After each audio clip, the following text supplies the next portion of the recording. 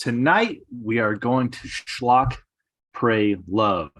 What is up, everybody? I am Darby Ellis Lewis Wilson, and joining me is Chris Anonymous. Chris, I hope you can hear me. We are streaming live straight to YouTube. I'm looking at my phone with the YouTube going, and oh, there I am. I just popped up. So this is it's not a first for us, but it is definitely out of the ordinary. So if you are watching us live and you can't hear us or something is going crazy, please let us know. Chris, what's going on, man? How you doing, bud? Good, man. You know, we're doing this a day late and a buck short. Yeah, what? Prey. We're talking about Prey. Yeah. Predator 5 Schlockbuster review. This is our second Schlockbuster. It's like our third and a half. Okay, because we did the right, we did a Spider-Man, Ghostbuster and Spider-Man. Yeah, like dual double feature. Then so Doctor Strange and now Prey. Yeah, so I just lost count. So 3.5. So yeah, this one's kind of different because it's I generally would think of a Schlockbuster as something that's been released in theaters, but this was released on streaming on Hulu. You know right what here. A theater should do is a theater should just like stream Netflix and Hulu.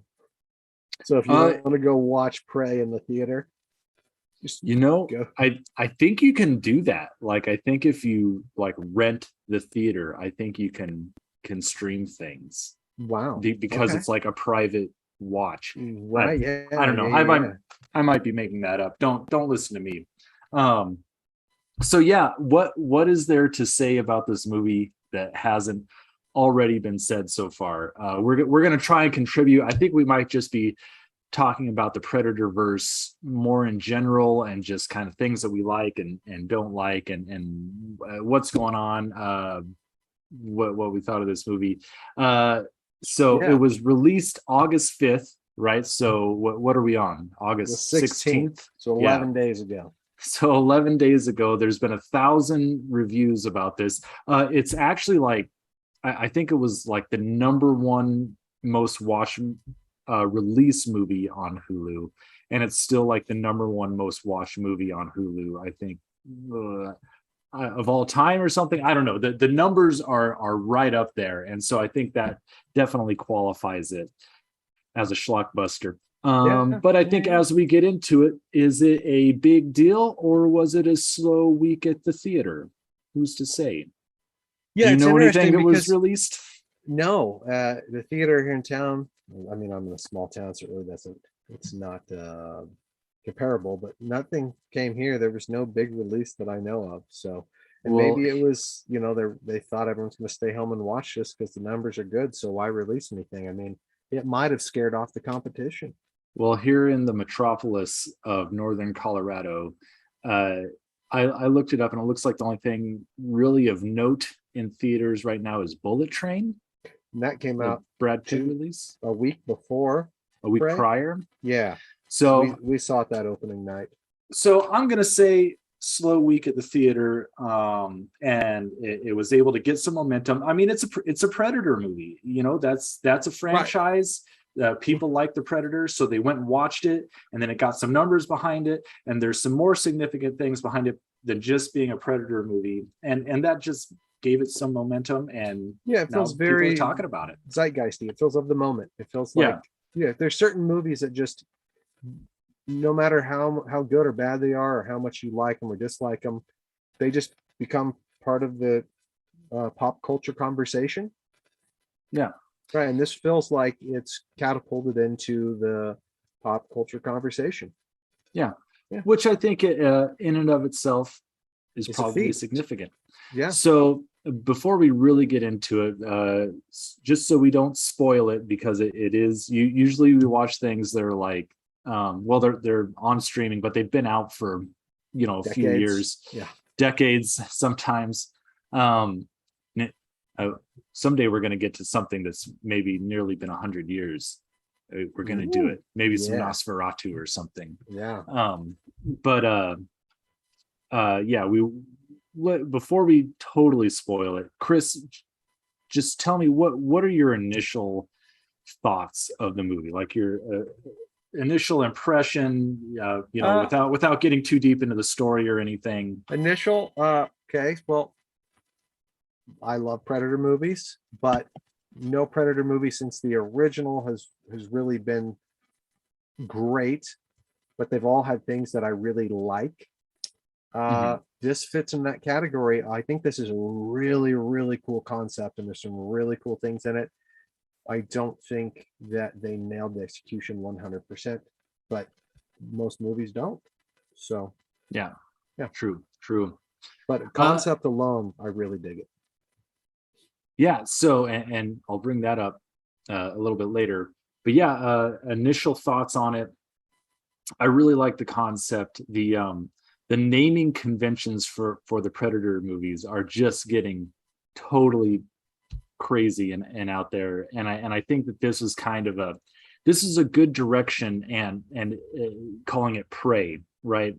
And so a lot of the criticisms I'm going to have for this movie, I think you can maybe sweep under the rug because it's not a Predator movie.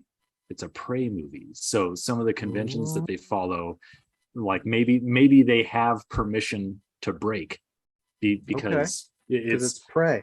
in a sense it's a new take on it, right? Right. Like Okay, so Spiral is not a Saw movie. It's a Spiral movie that takes place in the Saw universe. right, or something more relevant with the Predator verse, Alien versus Predator. They are connected to the Predator world. It's up in the air how it's connected to the aliens world, but to the Predator world, as far as I understand, they're keeping them in canon. However, they are different movies than the Predator movies. Okay. So Okay. Prey could be kind of, another delineation from that. Yeah. So Picking up what you're putting down.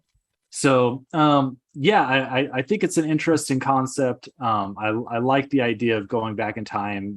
I mean, that's something that they built up from from the very first Predator movie, that these creatures have been here for a long time. And so I think it's a really cool fresh take to go backward in time, Hmm. and And see what that would have you looked could, like. this Prey concept, you could do all over the world, all different eras. You could do, you Right. know, I saw someone tweet about doing it in like feudal Japan, a with feudal Japan like a Prey Ronin would be samurai. awesome. I'm thinking of like the gunslinger, like Western with the High Noon Showdown, Right. with the guy with the belt, and he pulls the gun and then the three dots are on him.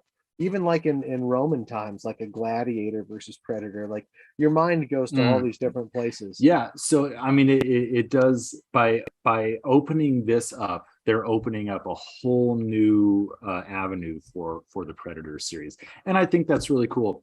Um, so my biggest criticism of it is the feminism in it. That this main character, she, and it's been said in tons of places, she thinks and acts more like a 21st century college student than she does a 17th century Native American woman.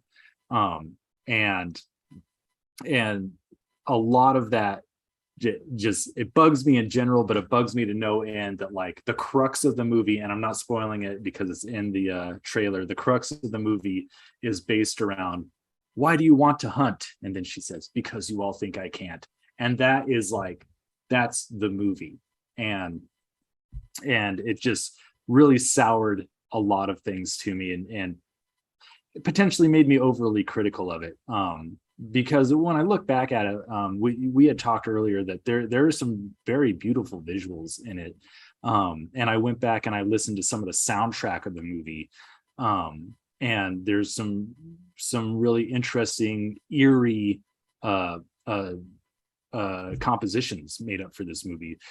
So they just leaned into that part just a little bit too hard for me, and it sort of soured the rest of the movie for me. So, but do I think it's worth a watch? Definitely. Especially if you're a Predator fan. I mean, you get to see the Predator go ham and really wreck some things, and there's of course cool new gadgets in it, and you Cool get to old see some gadgets. twists, cool old gadgets.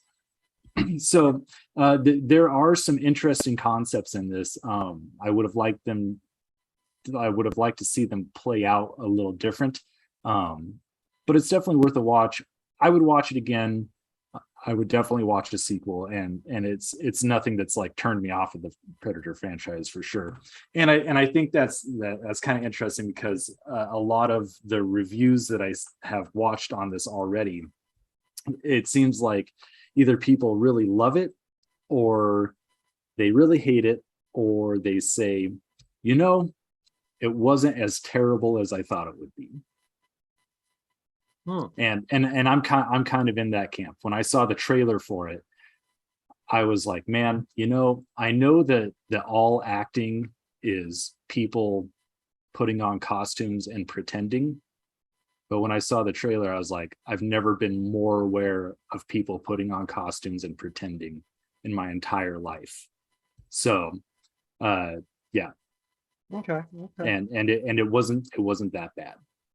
Yeah. All right. It got there, and we'll talk about this, and maybe this is a good way to like lean into our spoiler section, because one of the things that you and I had talked about was the dialogue in it and the way that they spoke.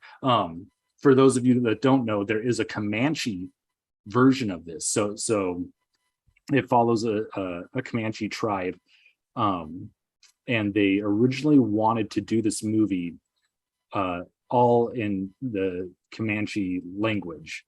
And I think as a compromise, because I think that they were like, I think some higher ups were like, no, we appreciate your attention to detail, but we do need to like sell this movie to like a mass audience, so we need it to be in English. And so the compromise was to have all of the actors come back in and re-record a Comanche version. Which if I was going to watch it again, I would watch the Comanche version, because I bet it would feel a little more authentic. But with the English dialogue, it was really hard for me to sort of stay in the moment on that. What are your thoughts, Chris? It's hard to say. I'm trying to put my finger on it. So I'm in a totally different field than the three you listed. I had high hopes for this movie, because I really loved the director's previous film, 10 Cloverfield Lane. I don't know, it just hit me just right. Love the cast. I really enjoyed that movie. And he seems like a really cool guy. Like he's really interested in spreading like the craft of filmmaking. And so I definitely appreciate that. Yeah, he seems like a cool dude, and I really loved his other movie. I haven't got around to watching The Boys yet on Amazon, but I know he was heavily involved in that, and I hear nothing but good things about that. Same. So I went into this expecting to just love it, and I didn't. I liked it. And parts of it I liked a lot, and parts I didn't like. So I'll just play a little devil's advocate. I think, having historically, I think it's historically accurate to have people assume that a woman could not do the same thing as a man, and obviously that has been corrected and changed. And I think there are lots of good stories where a strong female protagonist rises to the occasion and shows people that they're wrong. I think that's a perfectly good story. What I didn't buy was the reasoning behind it, and it wasn't just her, it was all the young characters. All the young characters seemed way too 21st century. And maybe it was because I watched the English language version and it just took me out. It might have been the way they delivered the lines. I think some of the lines themselves were very, it felt like teenagers and people in the early 20s talk now. And I get that humanity over the long haul doesn't change that much. And like the things that we've deal with as society now, they dealt with then in different ways, but the unchanging human heart, right? But it's not it's the delivery, and the delivery of their dialogue and their dialogue itself made me suspect of the motives, which made me feel, it took me out of it, and it made it feel like all the youth, which are the main people in the movie, it felt anachronistic. It felt like it was of the wrong time. And I think you could have had all the same actions. I like the idea of like, no, I'm a talented hunter, and just because I'm a woman doesn't mean you're going to stop me. I'm going to prove you wrong. And that's perfectly fine. But I think, and I mean, what do I know? I'm here and now, and I wasn't there back then, but psychologically, it did not feel as motivated. I didn't believe the motivation in the past, or historical motivation. I don't know. I'm rambling. Yeah. But like, well, so I'll answer that. Playing devil's advocate, I'll answer the devil here. So I think it is incorrect to. I think it's fine for movies because we're not making movies for people 300, 400 years ago. We're making movies for people now. So think of Gladiator, right? All Kurt Russell, or not Russell Crowe, sorry. All he wants to do is like be with his family, right? He's this Roman soldier, and all he wants to do is be with his family. And that is like the modern American soldier story, right? Like they go out to the Middle East and they just want to come home to their family. But to my understanding, there isn't like a single piece of writing from a Roman legionnaire that says like, I just want to go back to my wife and kids. I just want to go home, because they like loved what they were doing. Like they loved the life. And so I think it's incorrect to put modern desires onto the people of yesterday. It's often said, right, don't judge today by the standards of the past, or don't judge the past by the standards of today. I think it is what it is. So people did have like different ideas of like society and what their place in it is and what their purpose is. So that's my first argument. My second argument is, so while I was watching this movie, I was just thinking like I would be really interested to know what like a Native American take on this film would be, because like right, it's obviously representing a certain people group, and I want to know like what's the accuracy of this, like was it done with care, is it a trope, like what's going on here. And so I watched a channel called I believe it's called Native Media Theory, and so this guy was talking, he's a Native American. Sorry, I don't remember your name. I was just like looking through YouTube, if you ever come across this, but he was watching the trailer and he was doing a trailer reaction, and he said, yes, that's very interesting because women, Comanche women, were known to be warriors. And he like puts up a picture of a female Comanche warrior that has like a rifle and stuff. And so right there, that like makes it like kind of inaccurate, right? Like they're not saying that she can't do it, or that she's not allowed to do it.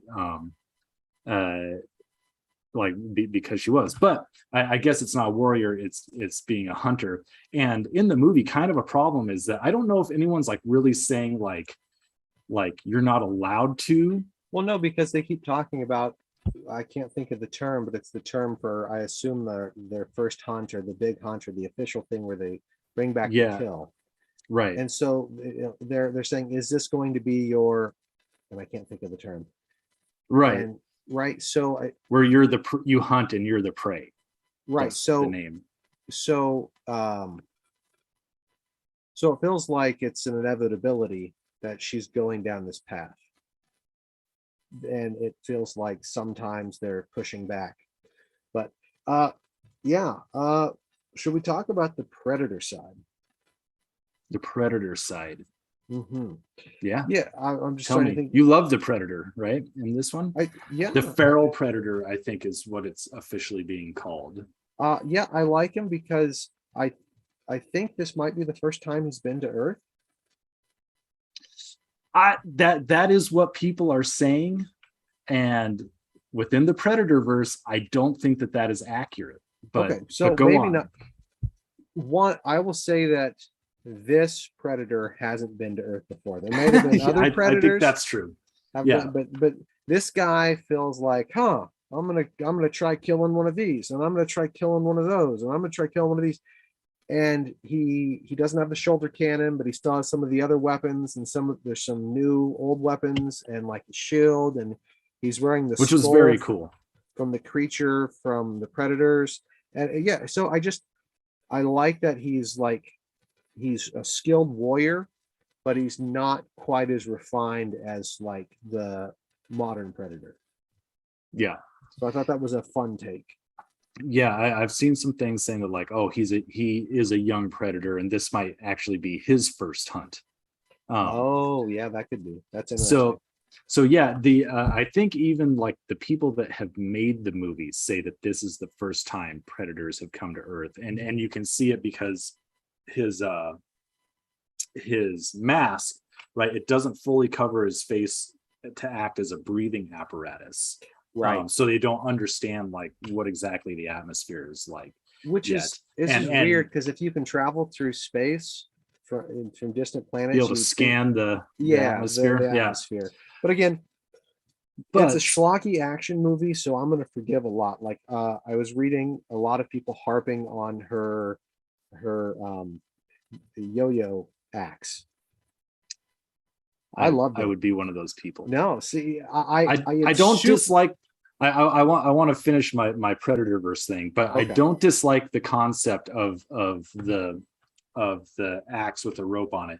What I didn't like was essentially the special effect for it, how it like just zipped right back into her hand. Because to me, the way that she like threw it with those momentum, and then it like just slingshotted like back into her hand, to me that took this into like Marvel territory, right? She was like Thor like catching his hammer coming back to him, and I was just like that to me that doesn't feel like a Predator movie. But I like the concept, just not the execution. Yeah, I guess, I mean, your point's valid, but the cool factor of it for me outweighs any of the logic or silliness behind it. I'm like, yeah, it's just cool. Yeah, that's fair. I mean, it is cool, and I can see why someone who was like writing it was like, man, this is gonna be awesome. Right. Yeah. Like it's just one of those things that like, yeah, I don't care that it's not physically possible or logical or it looks kind of silly. It's cool. So so the Predatorverse being the first predators on the planet, the people who made this movie, I think, even say that this is the first predator on the planet. However, this movie connects itself to the other Predator movies at large.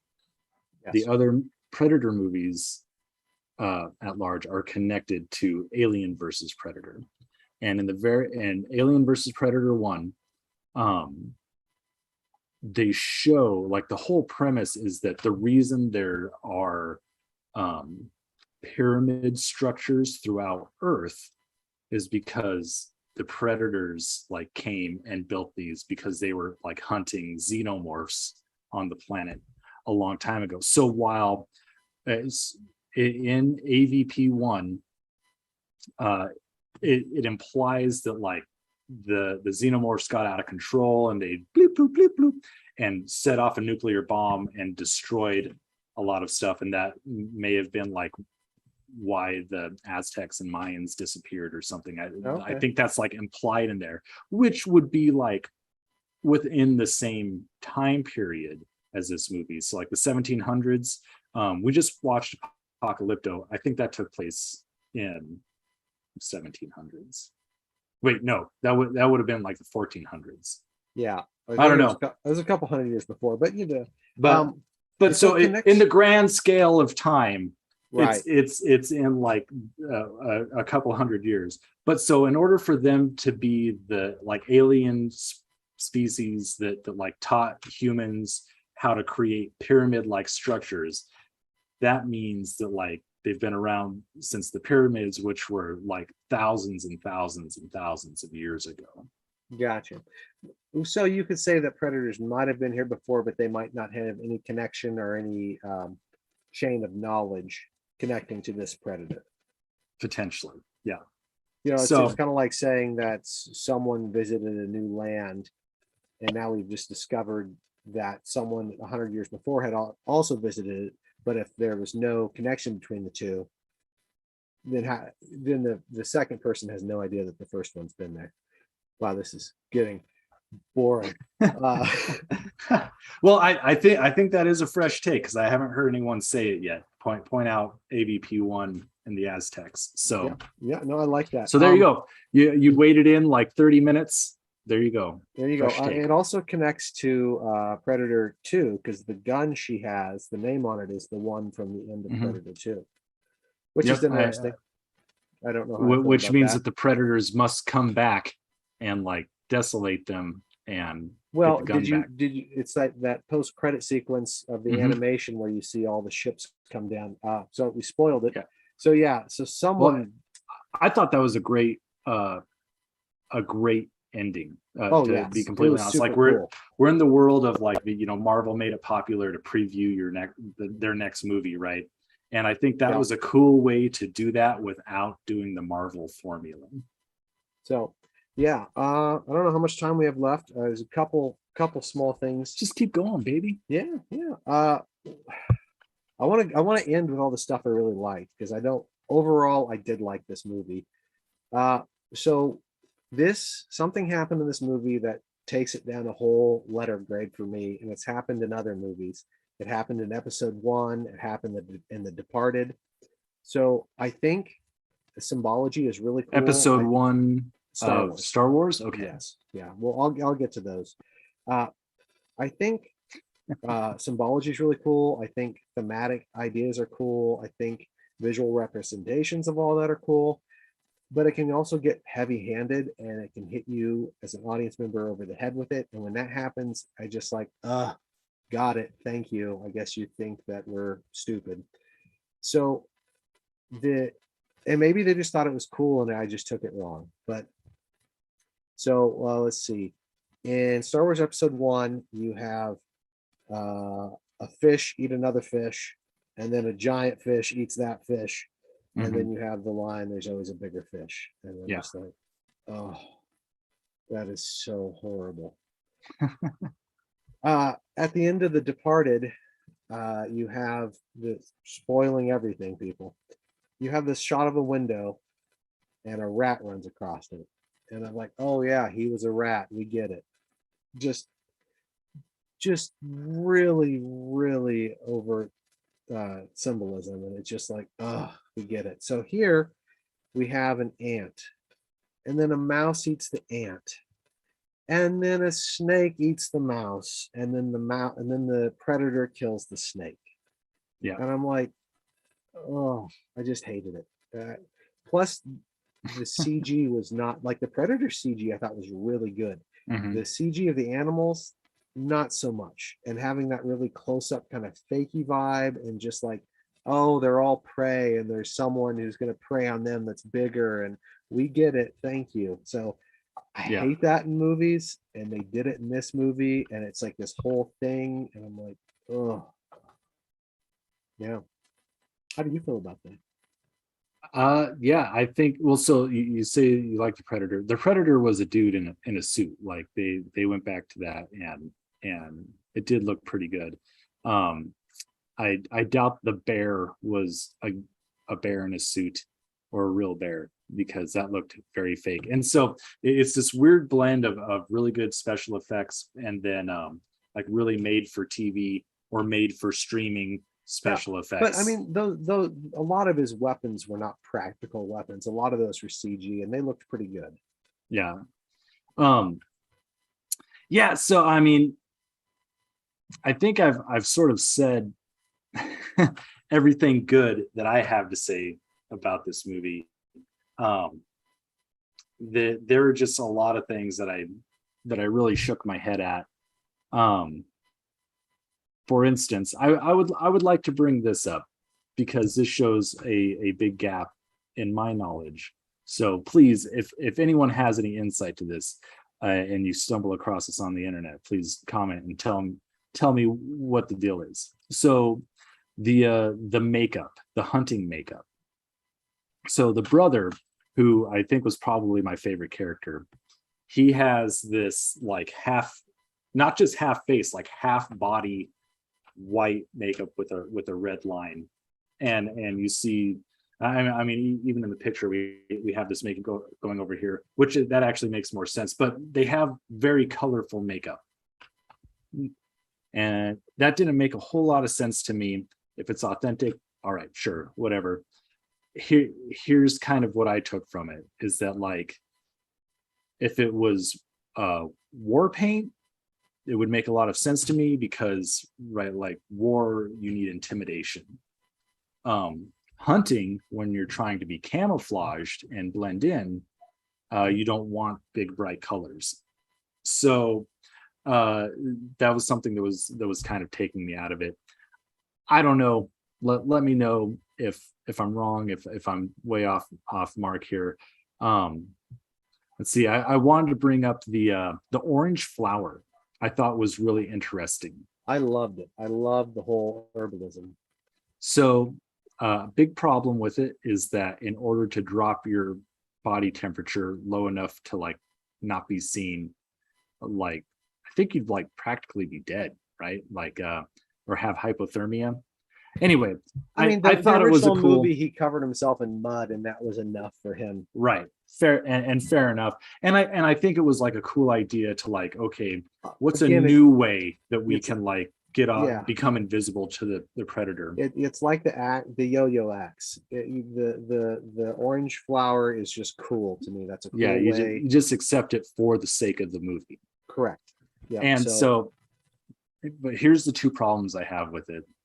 One, when she feeds it to the French guy and the predator misses him, she says that oh, he can't see him. How did she put that together that he sees with heat? Is that something I missed? Like how like I don't know how a human brain would like put those two things together. Like he doesn't see him, it must be the flower. Yeah, I mean that's some Act 3 movie logic, right? I mean, because she needs to learn that at that moment. So it could have been written in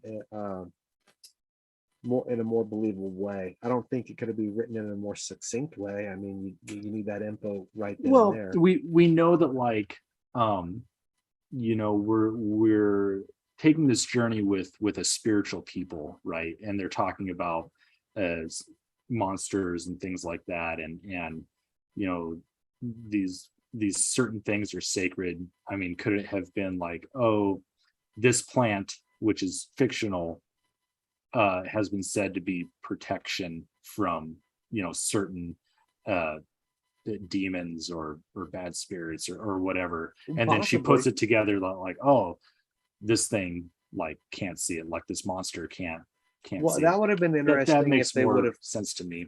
That would have been interesting if they would have taken the idea that predators had been here before, and maybe some classic myths throughout all cultures, some of those monsters might have been like predators, right? And so through folklore and different things passed down through culture and history, like you would learn different things to defeat these monsters. That could be interesting.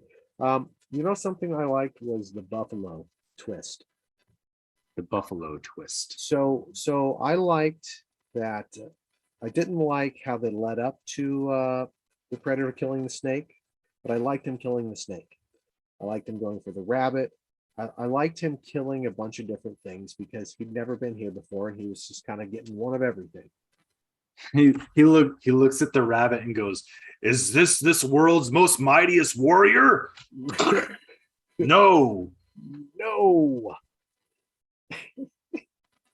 So I like that. And so when I saw the buffaloes killed, I'm like, no, nope, he would have killed one and he would have been done. I do not believe this.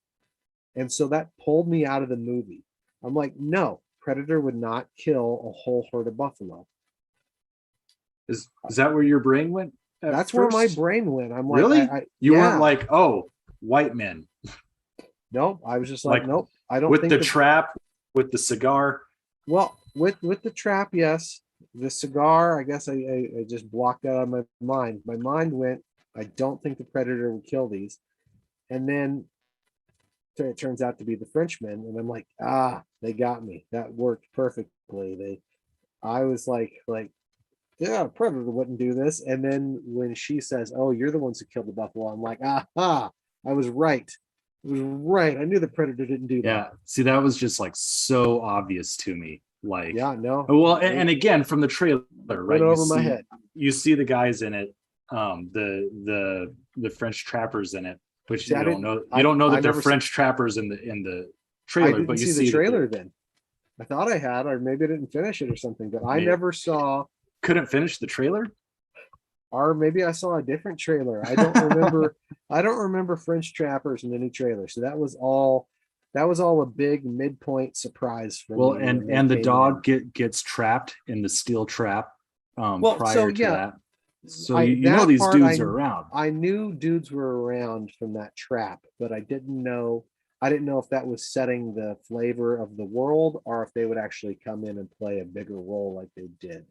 So I thought the movie did a really good job. At least me, it pulled the wool over my eyes. And when she gets trapped by the trappers, that cracks me up because you're generally not a wool over the eyes kind of guy. Yeah. Like that. It got me, man, 100%. So it was basically from that point on, I really started enjoying the movie. I thought the beginning of the movie was kind of slow. And I get, that all beginnings of all movies are slow because you're setting things up. I get that. But except Predator. But once that happened, the Predator goes in and kills a bunch of them, and the action's fun. The weapons are cool. Learning about them, the final battle, I thought, there's just beautiful shots everywhere, but the final battle was just really cool looking with the snow and the almost black and white feel and the green blood and then the mud. And I thoroughly enjoyed that. So, yeah. So here is, you want to know my better movie? Let's do this. We haven't done this in a while. What would make a better movie? Yeah, clearly it was directed well. The cinematography was really good. I love a movie that represents Native American culture. I think that's really important. I just didn't think the story was that great. And I love the idea of a straight up survival story. I think that's cool. But I think everything could have been done on the story end a lot better. And here's my first gripe that might go out the window because it's not a Predator movie, it's a Prey movie. But the best Predators, which are 1 and 2. Okay, waiting to hear if anyone disagreed with me. The best Predators, 1 and 2. Here's the setup. The idea is that the Predator comes down during times of conflict when there are two groups in battle with each other, and that's where the Predator is able to find like the worthiest prey to track, to kill, to fight. And so in Predator 1, it's Arnold's mercenary group, whatever they are, and they're fighting. What are they, like Colombian drug lords or There, something? I believe, if I'm not mistaken, they're in Valverde, which is a fictional South American country that was set up to Yes. have bad guys. I believe the bad guy from Die Hard 2 was on a plane coming from Valverde. Yeah. There's Yeah. not enough stuff set in Valverde. Yeah. Yeah. You just like rang a bell. That's like a fictional country. That got to remember that. But so there's already a conflict going on. Same thing in Predator 2. There's like the cops and there's like these gang wars going on. And so there are these two human factions that are clashing, and the Predator comes into that to find the worthiest warrior, more or less. So in Prey, we have two human factions, but the thing is that it almost seems like they don't hardly even know about each other to some extent. And so what I would have liked to have seen is we see that clash within the first act. I mean, within the first 15 minutes of the movie, they fight, they go apart, and we're seeing it from the Comanches' point of view, right? That there are these people out there, the French trappers, they're savages, right? And I think there's a really good precedent from that for that. The idea of scalping, right? That's usually something that's like associated in the Old West with the Native Americans, but really that's like a French thing. Like the French came over and started scalping the tribes, people in the tribes that they met, and they then took on that practice. So it's like really the French that were like super brutal in a lot of ways. I mean, everyone was like terrible to everyone, but it would be a good way to like a good juxtaposition, right? Like something that we haven't seen before. And so they clash at the beginning. A warrior party has to go out and fight them. Our female protagonist goes with them because we've seen that women can be warriors, and that she in the movie has like a skill with medicine. So good person to have around if you're going into battle, right? Everyone needs a medic. And then from there, there's this idea of, who is killing people? Is it the French? What is it? And then eventually, like, we get to the French side and they all get killed off, and there's a French person that's alive, and then they have to like team up in some way to defeat the Predator, and then by the end, all of our biases are gone. Yeah. And we live happily ever after. Until the other Predator ships arrive. Until the next Predator shows up. But so I think that's a way to like get the movie going a little bit farther. And what I want to see, so a lot of people have problems with there being a female protagonist. I don't have a problem with there being a female protagonist. And people, I think, would be tempted to say that she's a Mary Sue. She's definitely not a Mary Sue because she does mess up while fighting the lion and fighting the Predator, and it almost kills her. Yeah, she's learning as she goes. Like, however, my problem is one. So, and I know that we kind of disagree on this in some ways, that not everything follows the hero's journey. But I think it's a pretty good measuring stick. But so one of the very first things in the hero's journey is denial of the call. And that's kind of my big problem with the movie, is that she has this desire to do this thing, and guess what? She gets to fulfill that desire, and that's it. Like, right? She never says, maybe I can't do this, I shouldn't do this, or I don't want to do this. And by the end, like, what change other than like most of the young men of the tribe being dead? Like, how has she changed as a character by the end of this? What, proving everyone that she was So right? I think you could keep everything the same, because the denial doesn't have to be a full-on denial. It could just be second guessing yourself. Like you could have a small scene where she's like, you know, maybe they're right. Maybe I should stay in. I mean, there's these things like there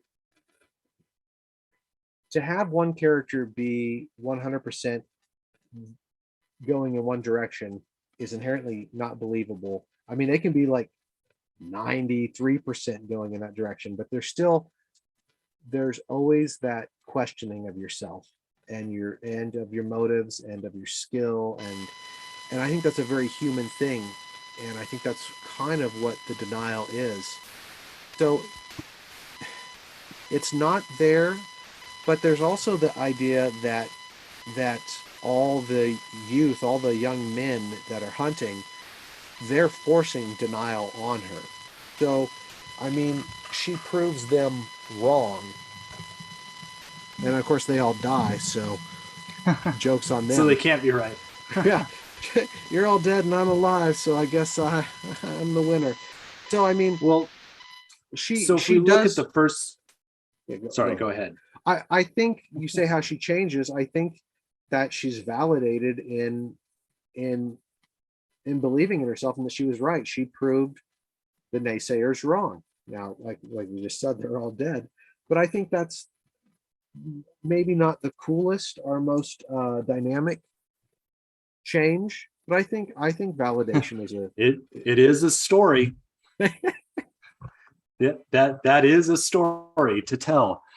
But so you look at the first Predator, you know, we start off with Arnold Schwarzenegger, right?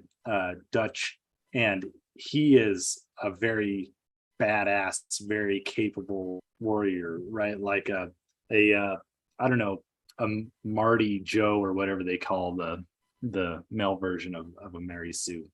Right. It seems inherently that he has no flaws, right? Um, he does everything the best, but it turns out that is his flaw, right? So he thinks he's just the baddest mother on the planet until he comes across this thing that is like so far beyond him that in order for him to defeat it, he has to like sort of regress and turn back into like a primal form in order for him to defeat it. So while he comes into it like cocksure, he leaves it on the choppa at the end. He leaves on the helicopter, you know, just like totally broken and war weary, right? And like you can see the yeah. toll that it's taken on him by the end. It's the opposite story of Prey. If Prey is about the validation of what you thought, then then Predator is about uh, getting your comeuppance, getting like put in your place, getting like, nope, you lucked out and you killed this thing. Right, but I don't think it is. It should have been, but she didn't start in that place. She started like believing that yes, I can hunt, I can do this thing. Like when she's following the hunting party and they're like, oh, if that's how you sneak up, how are you ever going to catch anything? She's like, well, maybe you think I'm sneaking up, blah blah blah blah. Like, right? She is full on ready to do this. Right, but I'm saying that the denial has been moved from her to an external force, which is the young men in the hunting party who are denying her for her.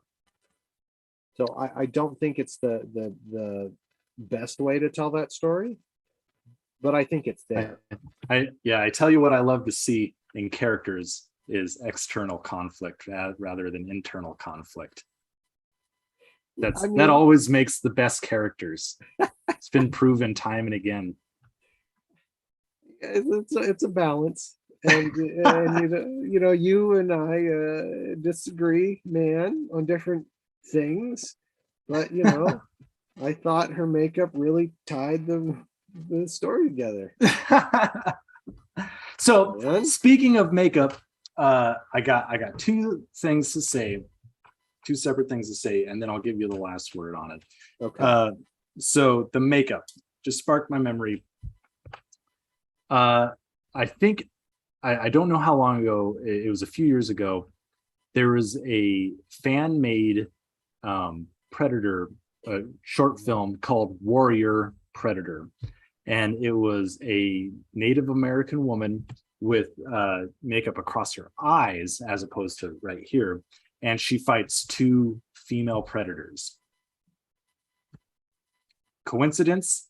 As of now, as far as I know, that person has not been acknowledged or compensated by I think Disney. I am not I'm not up on the Predator comics from the last, 3.5 decades, but I do believe that there are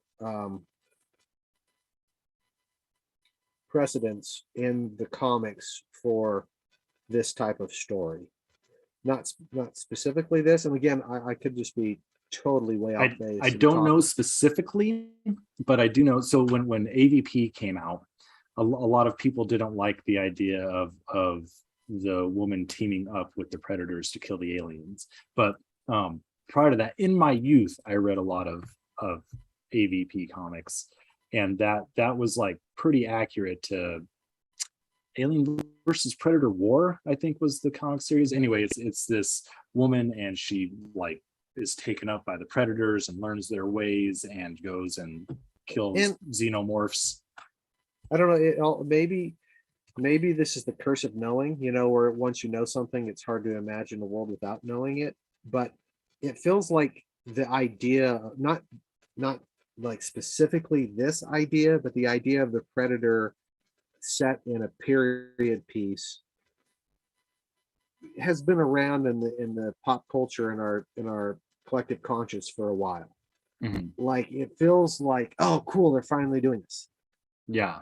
It doesn't feel like, oh man, that's totally out of left field. I never would have thought of that. It feels appropriate in a cool way of like, oh, okay, that makes sense because predators have been around for forever. So here we're getting a cool period piece, and we get to see a well cool again with the Aztec stuff. How they fight, how they deal with the predator, and we get all really cool period details and weapons and ideas. Yeah. So I mean, maybe they ripped it off from that short film, or maybe they're just both tapping into the same pop culture collective unconscious that has been the Predator. Unless they can point to something, I'd like to see the guy at least get a nod or something like, hey, you made something, as a fan film without permission or nothing, so you don't get any money, but thanks for the sweet idea, bruh. Right, and I mean, you can't copyright an idea, so I mean, where do you draw the line? Yeah, I don't know. Yeah. Specific ideas, I don't know. And so the last thing is that again, I think it's whether or not I think this movie is really good, I think is pretty up in the air. But I do think that it is an important movie for Native American representation. And so I think there are a lot of people that are excited about it because of that. And I think that they should be. It is a pretty cool movie, and I'm really glad. Yeah, I think. Yeah, go keep going. Yeah, no, I'm glad that we're getting to see this type of story setting put into motion, and I really hope that we see some more of it. Yeah, I would love a sequel. Look, I think everyone did. I think some people did a really good job. I enjoyed the cast. I thought all the acting was fine. They looked cool. I love the idea of the story. I think you nailed it when you said this is a cool movie. Is it the best story? I don't think so. I think they could have taken this same idea and told a slightly better story. They could have told a much worse story too. That is true. Yeah, no, I mean, I give this a solid B. And I guess just going into it, I was with the pedigree and the look of it and everything, I was hoping for that A. So overall, I really like this movie. This might just be me, and I don't want to end on a downer. Um, did we ever talk about Batman, the latest Batman? On I know we did, but did we do a show on that? No, we didn't. Okay, Should we? I don't know, but you saw it, right? Yeah. But we talked about it, man. This show's going off the rails. This is why we don't do hour-long shows. Do you remember me complaining about the theme music in it hmm and how it's like Well, I think I was complaining about it because it was all that bum bum. yeah, but it's like bum. it's like two Yeah. notes away from the Imperial March. That's right. Yeah, that's what you were saying. And I'm like, so every time it came in, and it came in so much, it just made me think of a better movie, Right. right? And so it's a dangerous thing to homage movies that are inherently better than your movie. I think we were complaining about that with Santa with Muscles, where he was doing the taxi driver bits, and so anyways, musically, the kind of lush strings um, piece in Prey. That's when she's like walking, and it's that cool tracking shot, and she's walking in the little village, and then toward the end when she's coming back. Um, there are bits in there, and again, I mean, I get you only have 12 notes, so it's not a lot to work with, but there are parts that were too close to the score, and I could be wrong, but I need to listen to it again. But it really struck me as very similar to Last of the Mohicans, which Oh, interesting. which is, I mean, one of the best movies ever made. Period. One of the best scores ever. Like, uh, one of the best movies ever made. One of the best scores ever. And so I don't know if it was like coincidence or if it was an homage or if I'm just making Yeah. it up in my head and hearing it. But I'm like, oh man, that's a ballsy move. And it also then it makes me judge your movie Based on that. unfairly based Yeah. on that. Well, and that's interesting because I think that there is a movie that they should have referenced, but they didn't. And I think they really missed out. They didn't put in the classic Predator music, the right. And I thought that that's a pretty big missed opportunity to do that with some different instrumentation, right? And maybe make it a little more subtle. But again, it's not a Predator movie; it's a Prey movie. But I mean, it's interesting because they did homage certain lines from the original Predator. Right. So like if you're gonna do that, then yeah, I think you could have had some really cool instrumentation with that And theme. maybe it's in there. I didn't go back and listen to the entire soundtrack. Yeah. I listened to the key parts that I thought it would be in, and I didn't hear it. So maybe it's in there. It's just really buried, but I really think they missed out. Last thing I'll say is I thought everybody was too clean. And You that said that because you watched it before I did, and you said that, and now I don't know. I just want to see sweaty people in movies again. Like people just look too good in movies now. I think toward the end of the movie you did. I think the Frenchmen, they were all dirty and disgusting. No, but I mean she had the mud, and you toward the end you could see the makeup running and there was sweat, like she was really getting into it. And they lived next to a river. So a river with conditioner in it? Well, yeah. Of course. Yeah, duh. So anyway, that's all I have to say about this movie. Should we on a scale of Predator 1 to AVP 2, what rating would you give Prey? Right in the middle. Maybe right in the middle. Yeah. Well, okay. So, Predator 1, Predator 2, And then I don't know. There, it would depend on my mood. There was stuff in Predators, there was stuff in Nut Predator, and there was stuff in Prey that I all really, really loved. But I think all three of those movies are just not not perfect movies by any stretch of the imagination, but they have so many cool ideas in them that like it might just be a mood thing. Um, I'm a sucker for just little Shane Blackisms. So yeah, the Predator was a mess, but it might be three for me. Hot mess. Yeah. And then it might be Prey. Prey might be four. And then Predators, but I haven't seen that for a long time. I loved the cast in that. Topher Grace, Adrian Brody. I mean, it got real dark and weird too, if I recall. So there were things I liked in that. Obviously, Alien versus Predator 2 is the worst film. Yeah, we can both agree that nothing is worse than Yeah. Alien versus Predator 2. Yeah, so however you rate all the Predator movies, I can see your arguments. As long as Predator 1 is number one and AVP 2 is the worst, then Yeah, everything else is kind of like I disagree with you, but I can see why you put it you're there. right. Yeah, I'll put it up with basically everything after Alien versus Predator and above Alien versus Predator 2. It is in that area with the Predator, Predators, and Prey. Like that might be a bit of a moving scale, like, right? Yeah, there. it's just like today I like this one a little more.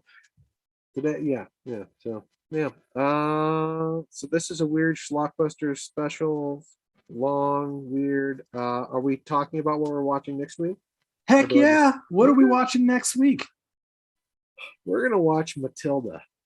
Matilda on Tubi. On Tubi. We're going back to Tubi. This is not the 90s movie about the young girl. The beloved 90s movie.